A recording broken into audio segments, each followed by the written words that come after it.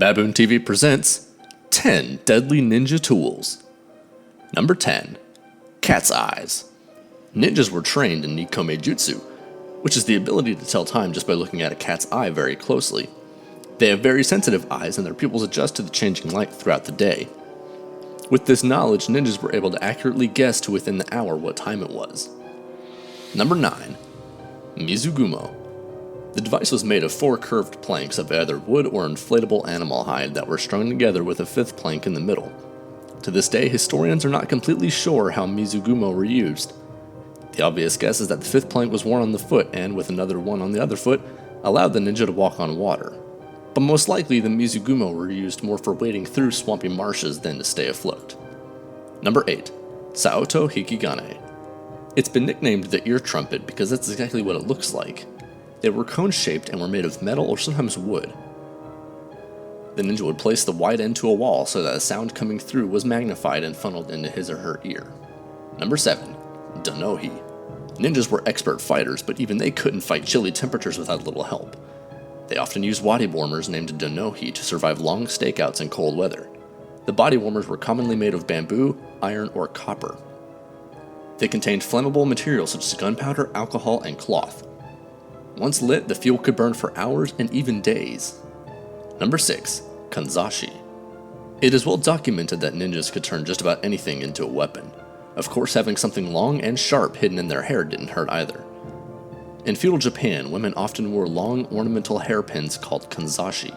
The pins were not dangerous in and of themselves, but in the hands of a ninja they could be used to attack vital points. Number 5. Pencil cases. It's said that the pen is mightier than the sword. Usually that isn't meant to be taken literally, but in the hands of a ninja, a pen could be outright fatal. Ninjas tried not to go anywhere without a yatate.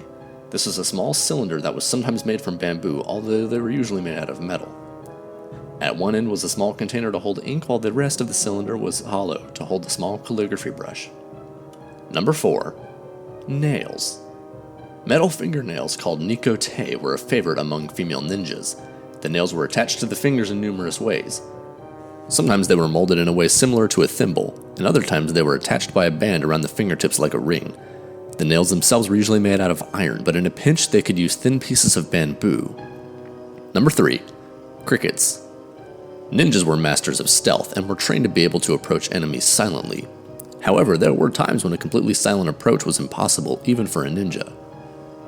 Walking silently through a forest of dead leaves or crunchy snow was no easy feat. Even stepping on just a twig could reveal one's position and ruin an entire mission. For such occasions, ninjas often carried a small box or jar of crickets. The chirping of the insects disguised any stray sound the ninjas made. Number 2. Eggshells. As stealthy as they were, this was not the main reason ninjas were known for invisibility. It was because they used a wide array of blinding powders. They were resourceful, never making anything that they could find ready-made. Therefore, their favorite containers for blinding powders were eggshells. Ninjas would use a needle to poke a hole in an eggshell without breaking it, then drain its contents. Once the eggshell was empty, ninjas would fill it with things such as iron filings, salt, powdered peppers, and so on. Anything that could bring tears to an average person's eyes was potentially an ingredient. And number 1, rice. As spies and assassins for hire, the most important part of a ninja's job was secretly passing along information. Their best method for doing this was goshiki-mei, which means 5-colored rice. The rice was painted red, blue, yellow, black, or purple and used to send codes. They would drop the rice by the side of the road or any other inconspicuous place. Their enemies and other regular people would not notice the rice, but ninjas from the same clan would be on the lookout for such things. Based on the combination of colors they dropped or the number of grains, the ninjas could make over 100 different codes. Don't forget to subscribe for more videos.